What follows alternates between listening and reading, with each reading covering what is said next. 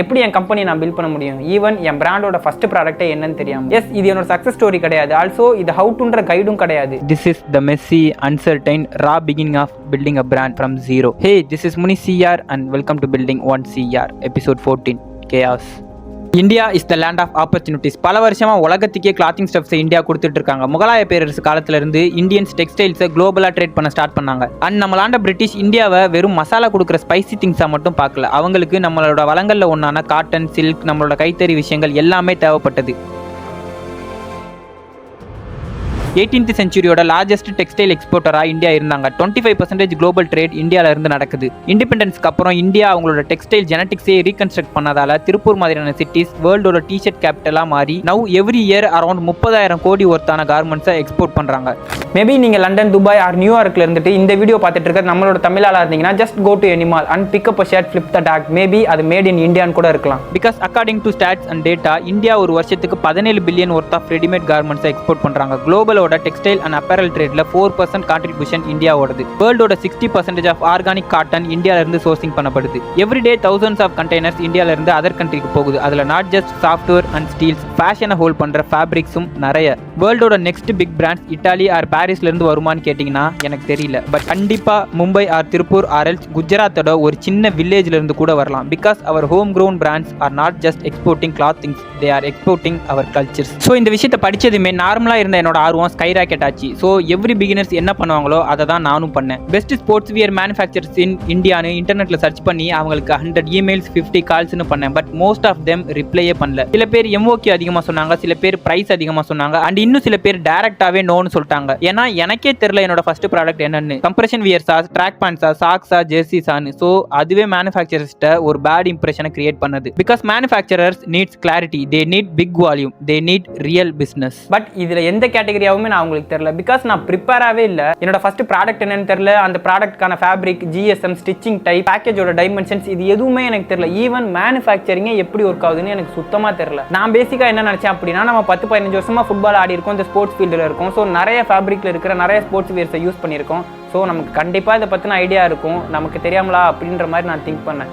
But the reality hits different. So I change my approach. எல்லாம் தெரிஞ்ச மாதிரி யோசிக்கிறத first நிப்பாட்டின்னு எனக்கு நானே சொல்லிக்கிட்டு எதுவுமே தெரியாத ஒரு ஸ்டூடெண்ட் மாதிரி ஆக்ட் பண்ண நான் ஸ்டார்ட் பண்ணேன். திருச்சியிலேருந்து திருப்பூர் கிளம்பி போனேன். அங்கே இருக்கிற லோக்கல் மார்க்கெட்ஸில் அலைஞ்சி நிறைய ஷாப் ஓனர்ட்டையும் என் கான்டாக்டில் எனக்கு தெரிஞ்சவங்க மூலமாக இந்த ஃபீல்டில் இருக்க ஒரு இ-காமர்ஸ் பிஸ்னஸ் ஓனரையும் மீட் பண்ணேன். அந்த ட்ராவல் அண்ட் மீட்டிங்கில் எனக்கு ஜிஎஸ்எம்னா என்ன, பிளெண்டிங்ஸ்னா என்ன, ஸ்பாண்டெக்ஸ், ஜக்கார்ட், எலாஸ்டிசிட்டி, எம்ஓக்யூ, ஒரு பிராண்டோட எம்பிபிஸ் அண்ட் அதுக்கு ஆகிற ஸ்பெண்டிங்ஸோட கொட்டேஷன் அண்ட் மிடில் மேன் கான்செப்ட்னா என்னன்னு சில மிக்சடான இன்சைட்ஸ் கிடைச்சது. ஆல்சோ மேனுஃபேக்சரிங் எப்படி ஒர்க் ஆகுதுன்ற நிறைய திங்ஸை நான் வீடியோஸ் மூலமாகவும் லேர்ன் பண்ணேன், நோட்ஸ் எடுத்தேன். ஸோ எனக்கு கிடைச்ச இந்த இன்சைட்ஸ் மூலமா என்னோட ஃபர்ஸ்ட் ப்ராடக்ட் என்னவா இருக்கணும்னு எனக்கு ஃபிக்ஸ் பண்ண முடிஞ்சது. தென் ஃபோட்டோஷாப்பே ப்ராப்பராக தெரியாமல் ஃபோட்டோஷாப்லையும் கேன்வாலையும் முடிஞ்ச வர என்னோட டெக் பேக்கை நான் கிரியேட் பண்ணேன். அந்த விஷயம் அதுவரை டேரக்ஷன்ஸே இல்லாமல் மல்டிபிள் டேரக்ஷனில் ஓடிட்டு இருந்த என்ன ஸ்பெசிஃபிக்காக ஒரு டேரக்ஷனில் போகிறதுக்கு லீட் பண்ணிச்சு. ஸோ என்னோட ஃபர்ஸ்ட் ப்ராடக்டான சாக்ஸுக்கான கோர் நாலேஜை கெயின் பண்ணணும்னு அகைன் கோயம்புத்தூருக்கு போய் சில மேனுஃபேக்சரர்ஸை அப்ரோச் பண்ணேன். தென் ஃபைனலி டெக்னிக்கல் நாலேஜ் உள்ள என்னோட ஸ்போர்ட்ஸ் ஃபீல்டுலேயே ஆல்ரெடி சில ப்ராடக்ட்ஸை மார்க்கெட்டில் ப்ரொவைட் பண்ணிட்டு இருக்க ஒரு பர்சனை மீட் பண்ணி என் ப்ராடக்ட்கான ரெக்வயர்மெண்ட்ஸை நான் எக்ஸ்பிளைன் பண்ணேன். அவர்கிட்ட பேசினதுக்கு அப்புறமும் அண்ட் சில வேரியஸ் டிஸ்ட்ரிக்ட்ல இருக்க வேரியஸ் டீலர்ஸ் கிட்ட பேசினதுக்கு அப்புறம் தான் எனக்கு புரிஞ்சது இது நான் நினைச்சதை விட கஷ்டமா இருக்க போகுதுன்னு.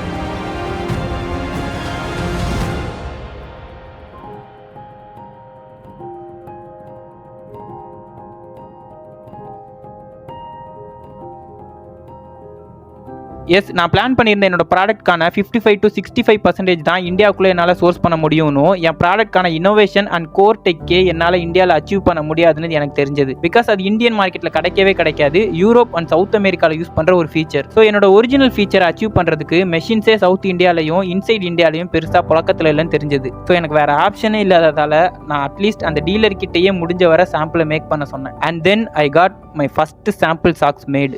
Not perfect, not premium, but real. And அதை ஓர் பண்ணி பார்த்தேன், டெஸ்ட் பண்ணி பார்த்தேன், ட்ரைனிங் செஷன்ஸில் யூஸ் பண்ணி பார்த்தேன். நார்மலான ஒரு லோ பட்ஜெட் சாக்ஸா அது more than enough. But as a premium பிராண்டா அதை என்னால் கன்சிடர் பண்ண முடியல. பிகாஸ் என்னோட விஷன் பெருசு. நான் வேர்ல்டில் இருக்கிற ப்ரீமியம் பிராண்ட்ஸ் கூட காம்படிட் பண்ணணும்னு நினைக்கிறேன். நாட் ஜஸ்ட் இந்த வேர்ட், பை இந்த ரியாலிட்டி டூ. எஸ், இது என்னோட ப்ராடக்ட் இல்லை, இது எனக்கான ஒரு பாசிபிலிட்டி தான். ஏதோ ஒரு விஷயம் அதோட பயணத்தை ஸ்டார்ட் பண்ண போகுதுன்ற ஒரு proof. Even now, I don't have a confirmed manufacturer, no proper dealer, no big support, but I have a clarity, vision, obsession. Every day நான் நிறைய லேர்ன் பண்ணுறேன். எவ்ரி டே என் ட்ரீமுக்கு க்ளோஸராக நான் போக அது எனக்கு ஹெல்ப் பண்ணுது. எஸ் ஐ நோ ஏர்லி ஸ்டேஜஸில் எல்லா big பிராண்ட்ஸுமே இப்படி தான் இருந்திருப்பாங்க. டர்ட்டி, கன்ஃபியூஷன், பெயின்ஃபுல், பட் இது தேவையான ஒன்று தான். எனக்கே நான் சொல்லிக்கிற விஷயம் என்ன அப்படின்னா, it's okay to start without a perfect plan. பர்ஃபெக்டான பிளான் இல்லாமல் நான் ஸ்டார்ட் பண்ணுறது தப்பு இல்லை, பட் அதுலேயே ஸ்டக் ஆகிடக்கூடாது. Move, talk, learn, fail, build, repeat. நம்மளோட பிராண்ட் ஃபேக்ட்ரியில இருந்து மட்டும் பிறக்கிறது இல்லை, நம்மளோட பர்சிஸ்டன்ஸ்ல இருந்து பிறக்குது. Yes, this is my journey. யாரும் பெருசாக ஷோ பண்ணாத part. No hype, no sales, just the grind. Maybe one day இது குளோபலோட பிராண்டாக மாறலாம், but today it's just a guy chasing the vision. That's it.